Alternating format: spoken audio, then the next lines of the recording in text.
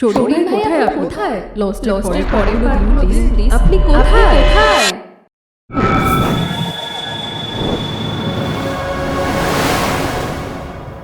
কেমন আছেন বন্ধুরা?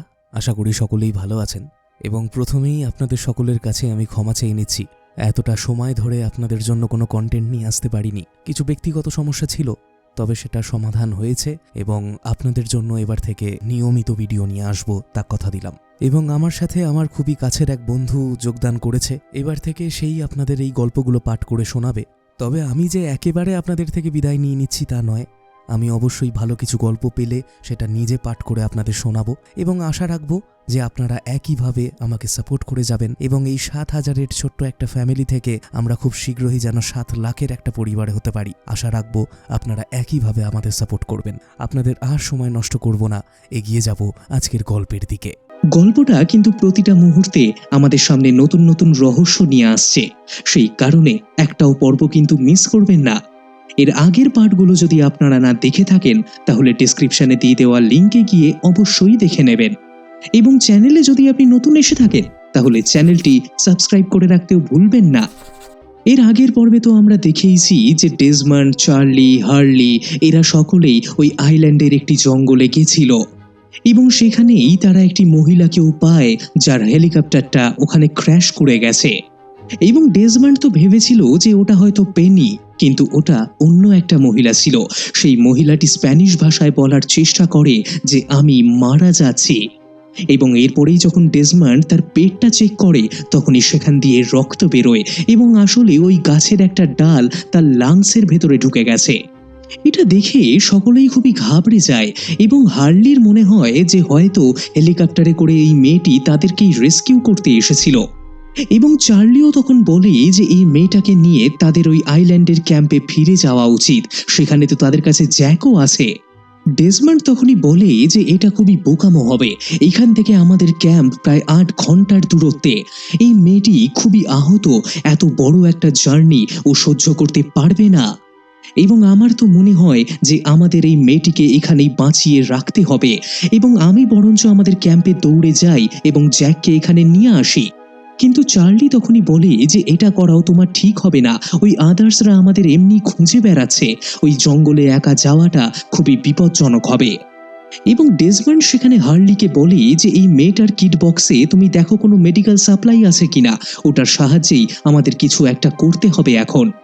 সেখানে ডেজমন্ডের মাথায় আর একটা কথাও ঘোরে, আসলে তারা যে এখানে রয়েছে এই ব্যাপারটা কেউই জানে না, কিন্তু হার্লি একটা ফ্লেয়ার গান পেয়ে গেছিল, সেই কারণে সেটাকে সে চালিয়ে দেয় এবং হয়তো এখন তারা সকলেই জানতে পারবে যে এরা কোথায় রয়েছে।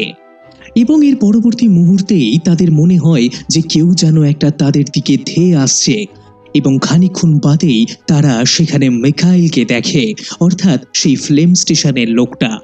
এবং ওই পাইলন্সে যখন জন তাকে ধাক্কা মারে সে মারা যায়নি, ওই পাইলন্সগুলো তাকে খানিকক্ষণের জন্য অজ্ঞান করে দিয়েছিল।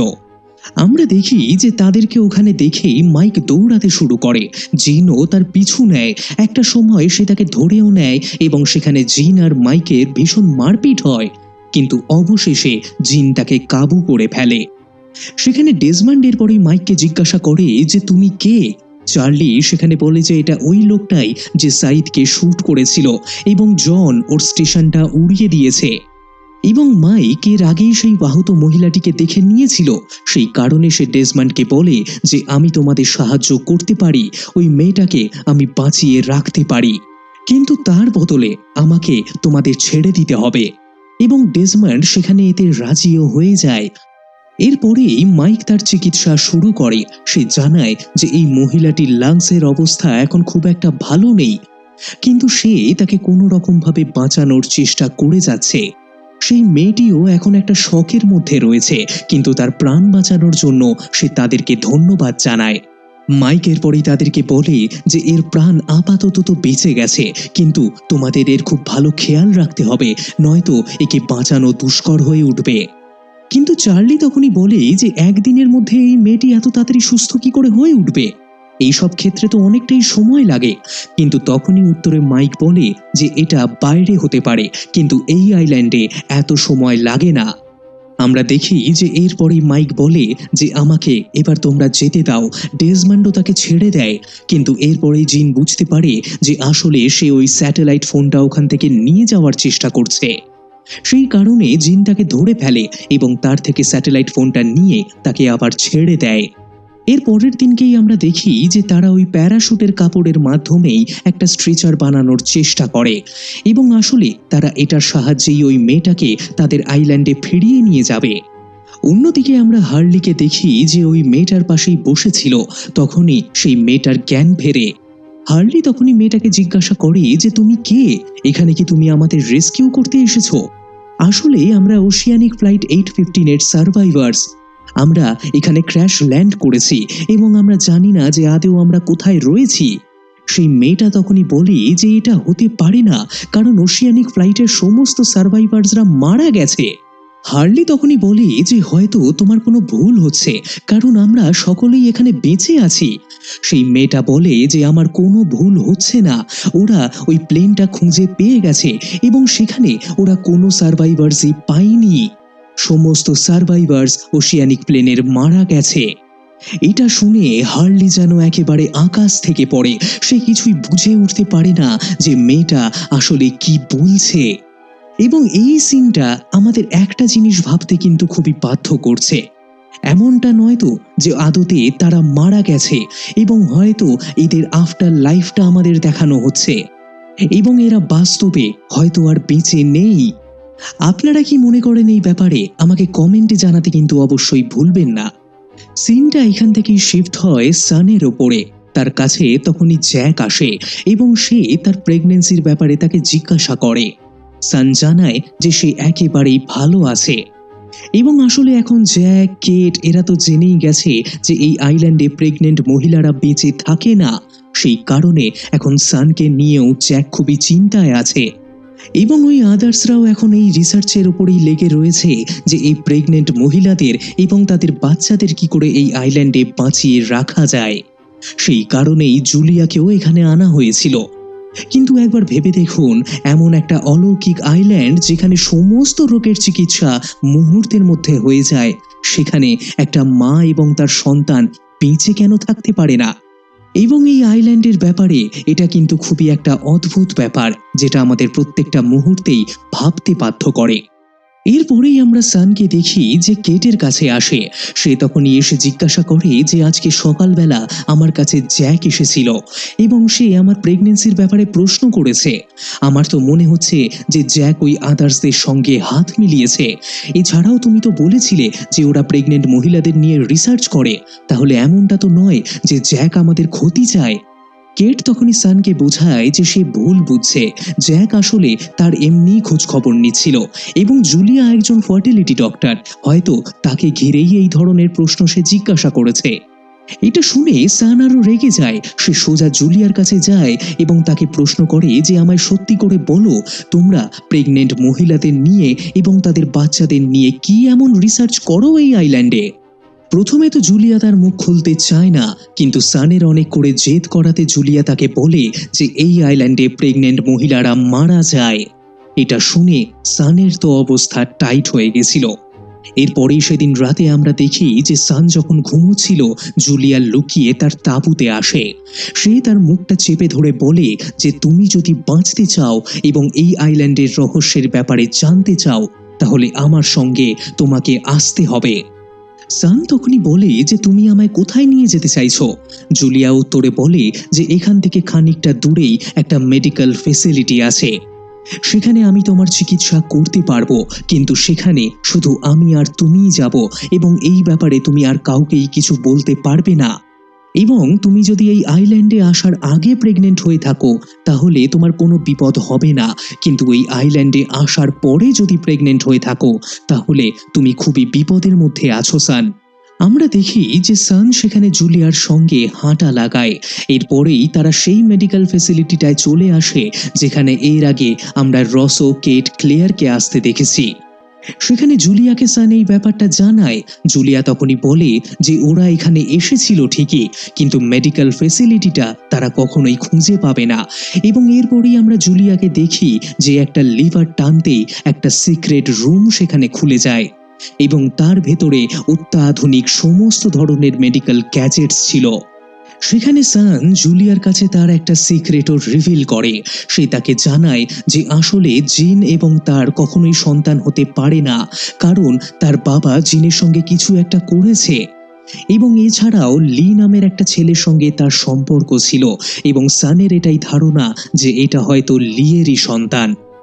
এরপরেই জুলিয়া সেখানে আল্ট্রাসোনোগ্রাফি মেশিনের দ্বারা তাকে চেক করে এবং জানায় যে সে বিগত 60 দিন আগেই প্রেগনেন্ট হয়েছে এবং এর মানে এটা জিন আর সানেরই বাচ্চা ছিল এবং এটা হয়তো এই অলৌকিক আইল্যান্ডের কারণেই হয়েছে। এবং এটা যতটা খুশির খবর ছিল ঠিক ততটাই দুঃখের খবরও ছিল, কারণ সান এই আইল্যান্ডে প্রেগনেন্ট হয়েছে। জুলিয়া জানায় যে তার হাতে মাত্র 2 মাস আছে, কারণ আগামী 2 মাসের মধ্যেই সে মারা যাবে। সান তখনই জুলিয়াকে জিজ্ঞাসা করে যে তুমি আমাকে সাহায্য কেন করতে চাইছো। জুলিয়া তখনই বলে যে আসলে অনেকটা সময় আগে আমি এই ধরনের খবর যখন মানুষদের দিতাম তারা খুবই খুশি হতো, তারা যেন জীবনের একটা নতুন আনন্দ খুঁজে পেত। কিন্তু এই আইল্যান্ডে আসার পর থেকে আমার হাতে 9টা প্রেগনেন্ট মহিলা মারা গেছে এবং আমার হাতে তাদের রক্ত লেগে, সেই কারণে আমি তোমাকে সুস্থ করে ওই আনন্দটা আবার পেতে চাই।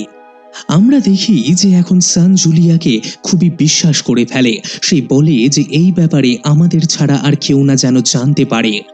এরপরেই সে সানকে একটু বাইরে অপেক্ষা করতে বলে এবং ভেতরে গিয়ে সে বেনকে সানের ব্যাপারে সমস্ত তথ্য দিয়ে দেয়। এবং এর মানে জুলিয়া কাউকেই এখানে সাহায্য করতে আসেনি, সে প্রথম থেকেই বেনের জন্যই কাজ করছে এবং সে এই সার্ভাইভার্সদের সমস্ত ইনফরমেশন বেনকে লিক করছে। গল্পটা এখান থেকেই একটু সানের পাস্ট লাইফে যায়। আমরা সেই সময়টা দেখি যখন জিন আর সানের সবে বিয়ে হয়েছে। সান একটা পার্কে ছিল, তখনই একজন বয়স্ক মহিলা তার সঙ্গে কথা বলতে আসে। সেই মহিলাটি সানকে বলে যে এই শহরে তোমার বাবার এবং তোমার পরিবারের একটা নাম আছে, কিন্তু সবাই যদি জানতে পারে তুমি একটা জেলের ছেলেকে বিয়ে করেছো, তাহলে তোমার ফ্যামিলির নাম ইজ্জত কোথায় যাবে। সান তখনই বলে যে এটা কোনো বড় ব্যাপার নয়, এটা তো হতেই পারে। তখনই সেই মহিলাটি বলে যে আচ্ছা, তাহলে যদি সকলে এবার এটা জানতে পারে যে আসলে ওই ছেলেটা একটা পতিতার ছেলে, তখন কি হবে। এবং সেখানে সে সানকে হুমকি দেয়। সে তাকে ব্ল্যাকমেল করে বলে যে আগামী সপ্তাহতে তুমি $1,00,000 নিয়ে আমার সঙ্গে এখানেই দেখা করো এবং তুমি যদি এটা না করতে পারো তাহলে গোটা শহরেই এই খবরটা ছড়িয়ে যাবে। এবং সেখানে ওই মহিলাটিকে সান কিছুই বলতে পারে না আর। এবং আসলে জিন এই ব্যাপারে কিন্তু কাউকেই কিছু জানায়নি, সে সকলকেই জানিয়েছিল যে তার বাবা মা মারা গেছে। সান ও জিনকে এই ব্যাপারটা জানায় না, সে তার থেকে লুকিয়েই তার সমস্ত ডিটেলস বের করে। সান এরপরেই জিনের সেই গ্রামের ব্যাপারে খবর বের করে এবং তার বাবার সঙ্গে সে সরাসরি দেখা করতে চলে যায়। সেখানে জিনের বাবা সানের সঙ্গে খুবই ভালো ব্যবহার করে, সানের বিষয়টা খুব ভালো লাগে। এরপরেই সে তার মায়ের ব্যাপারে জিজ্ঞাসা করে।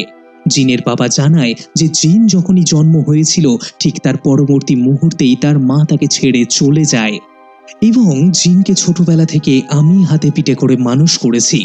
সান এটা শুনে খুবই ইমোশনাল হয়ে পড়ে এবং আসলে যেই মহিলাটি সানকে থ্রেট দিচ্ছে সেই হচ্ছে জিনের মা। আমরা দেখি যে সান তার বাবার থেকে টাকা নিয়ে সেই মহিলাটিকে দিয়ে দেয় এবং বলে যে এখান থেকে তুমি এবার চিরকালের জন্য চলে যাও এবং ভবিষ্যতে তুমি কখনোই আমাকে আর ধমকি দেওয়ার চেষ্টা করবে না, কারণ তুমি খুব ভালো করেই জানো যে এর পরিণাম খুব একটা ভালো হবে না। এবং এই টাকাগুলো তোমাকে আমি ভয় পেয়ে দিচ্ছি এমনটাও ভেবো না, এই টাকাগুলো তোমায় আমি এই কারণেই দিচ্ছি কারণ তুমি জিনের মা। এবং এতটা বলেই সেখান থেকে সান চলে যায়। এবং বন্ধুরা, এরপরেই আমাদের সেই সময়টা দেখানো হয় যখন মিস্টার জন ওই আদার্সদের কাছে গিয়ে তাদের সাবমেরিনটা উড়িয়ে দিয়েছিল। সেখানে মিস্টার জনকে ধরে নেওয়া হয় এবং মিস্টার জন আসলে ওই দ্য আদার্সদের সঙ্গে হাত মিলিয়েছিল। এবং এরপরেই রিচার্ড আর বেন যখন জনের সঙ্গে দেখা করতে আসে, জন তখনই বলে যে তোমরা নাটকটা এবার একটু কম করো, তুমি তো চেয়েছিলে যে ওই সাবমেরিনটা যেন আমি উড়িয়ে দিই, কারণ তোমরা যদি এটা না চাইতে তাহলে সাইদের ব্যাগে ওই C4 গুলো তোমরা অতক্ষণ রাখতে না। তোমার লোক অনেক আগেই সেগুলো বের করে নিত, আর আমি কখনোই ওই সাবমেরিনটা ওড়াতে পারতাম না। বেন তখনই জনকে বলে যে আসলে আমি তো অনেক চেষ্টা করছিলাম জুলিয়া আর জ্যাককে আটকানোর, কারণ জুলিয়া আর জ্যাক যদি এখান থেকে চলে যেত তাহলে আমি অনেকটাই কমজোর হয়ে পড়তাম। একে একে সকলেই তারপরে যাওয়ার ডিমান্ড করত। তখন আমি কি করতাম? আমি তো ওদেরকে মারতেও পারতাম না, কারণ ওরা আমাকে বিশ্বাস করে এবং তারা খুব ভালো করেই জানে যে বেন যদি কোনো কিছুতে কথা দিয়ে দেয় তাহলে সে সেটা অবশ্যই রাখবে। আমি তো এটাই প্রার্থনা করছিলাম যেন এমনই কোনো একটা অলৌকিক ঘটনা ঘটে যায়। তারপরেই তুমি এখানে চলে এলে এবং তুমি ঠিক সেই কাজগুলোই করলে যেটা আমি চেয়েছিলাম। মিস্টার জন তখনই বেনকে বলে যে তুমি আবার তোমার ওই অলৌকিক বাক্সের গল্প শুরু করো না। বেন তখনই বলে যে তোমাকে আমি আর গল্প নয়, বরং ওই জিনিসটাই দেখাবো যেটা ওই বাক্স থেকে বেরিয়েছে। এরপরেই যখন জনকে তারা ওই ঘরের দিকে নিয়ে যায় তখনই বেন জনকে জিজ্ঞাসা করে যে মনে আছে তোমায় আমি জিজ্ঞাসা করেছিলাম যে তুমি যখন প্যারালাইজ ছিলে তখন তোমার কি যন্ত্রণা হতো? তুমি হয়তো কথাটার মানে বুঝতে পারোনি জন, তুমি ভেবেছো আমি শারীরিক যন্ত্রণার কথা বলছিলাম। জন তখনই বলে যে আচ্ছা, তুমি এখন আমার মানসিক যন্ত্রণা নিয়েও চিন্তা ভাবনা করছো। পেন তখনই বলে যে হ্যাঁ, আসলে নিজের বাবা যখন নিজের ছেলেকে ধাক্কা মেরে ফেলে প্যারালাইজ করে দেয় তখন তার মানসিক স্থিতি কেমন থাকে এটা আমার খুব জানতে ইচ্ছা করে। আর তুমি ঠিক এই কারণেই তো ওই সাবমেরিনটাকে ধ্বংস করলে। তুমি ওখানে ফিরে যেতে চাও না, কারণ ওই লোকটাকে তুমি ভয় পাও এবং এই আইল্যান্ডে ওই লোকটা আসতে পারবে না, সেই কারণে তোমার আর কোনো ভয়েরও কারণ নেই। জন তখনই বেনকে বলে যে আমার থেকে তুমি কি চাও সেটা খোলাখুলি বলো। বেন তখনই বলে যে আমি জানি না কেন এই আইল্যান্ডের সঙ্গে তোমার যেন একটা আলাদাই সংযোগ আছে, সেই কারণে এই আইল্যান্ডের সাথে সাথে তুমিও খুব স্পেশাল জন, এবং আসলে তোমার থেকে আমি কিছুই চাই না, বরং তোমাকে আমি সাহায্য করতে চাই। বেন সেখানে জনকে এও বলে যে সেই সময়টা খুব শীঘ্রই আসতে চলেছে এবং আমার সাহায্য তোমার দরকার পড়বেই। ইতিমধ্যেই রিচার্ড সেই ঘরের দরজাটা খোলে। সেই ঘরের ভেতরে একটা লোক ছিল এবং সেই লোকটা আসলে মিস্টার জনের বাবা অ্যান্থনি কুপার। মিস্টার জন অ্যান্থনিকে দেখে খুবই ঘাবড়ে যায়। সে বেনকে বলে যে তোমরা একে এখানে কি করে আনলে? বেন তখনই বলে যে একে আমরা নয়, বরং তুমি নিয়ে এসেছো। জন তখনই বলে যে তোমরা কি ভুলভাল বলছো, আমি একে এখানে কি করেই বা আনবো, এবং ওর মুখের এই কাপড়টা কি আমি সরাতে পারি, কারণ আমার জানতে ইচ্ছা করছে যে অ্যান্থনি এখানে এলো কি করে। এবং যেই মুহূর্তেই জন তার সেই কাপড়টা সরাতে যায় অ্যান্থনি তার হাতে কামড়ে দেয়, এবং এটা দেখেই আমরা বুঝতে পারছি যে অ্যান্থনি তার ছেলে জনকে কতটা ঘেন্না করে। সেখানে জনকে দেখে অ্যান্থনি বলে যে তুমি কি জানো আমরা কোথায়? কিন্তু তখনই টম তাদেরকে বের করে সেই দরজাটা বন্ধ করে দেয় এবং এরপরেই জন বেনকে জিজ্ঞাসা করে যে আমাকে একটু খোলসা করে বলো যে ওই অ্যান্থনি এখানে এলো কি করে। বেন তখনই বলে যে ওই অলৌকিক বাক্সের কথাটা তো আমি তোমায় এমনি বলেছিলাম, কিন্তু সত্যিটা হলো যে অ্যান্থনিকে তুমি এখানে এনেছো এবং আমরা খুব শীঘ্রই এখান থেকে চলে যেতে চলেছি, সেই কারণে কেটকে শেষবারের মতো তুমি বিদায় জানিয়ে আসো। এবং এটা সেই সময়টাই ছিল যখন মিস্টার জন কেটকে শেষবারের মতো বিদায় জানাতে এসেছিল এবং ওই আদার্সদের সঙ্গে আসলে মিস্টার জনও কোথাও একটা যাবে। এবং আমরা সাইদ, জুলিয়া, কেট এদেরকে তো দেখেইছিলাম যারা তাদের আইল্যান্ডে আবার ফিরে আসে, এবং এর সাথেই আজকের এই পর্ব এখানেই শেষ হয়ে যায়।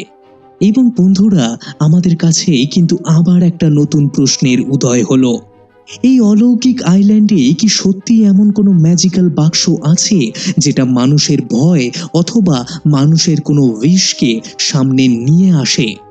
কারণ জনের সব থেকে বড় ভয় তো তার বাবা অ্যান্থনি ছিল, এবং সে তাহলে এত দূর এই আইল্যান্ডে এলো কি করে? এটা কি এই অলৌকিক আইল্যান্ডেরই কাজ নাকি ওই দ্য আদার্সদের কাজ? আপনাদের কি মনে হয়? কমেন্টে আমাকে এর উত্তরটা জানাতে ভুলবেন না, এবং খুব শীঘ্রই ফিরবো এর পরের পর্ব নিয়ে।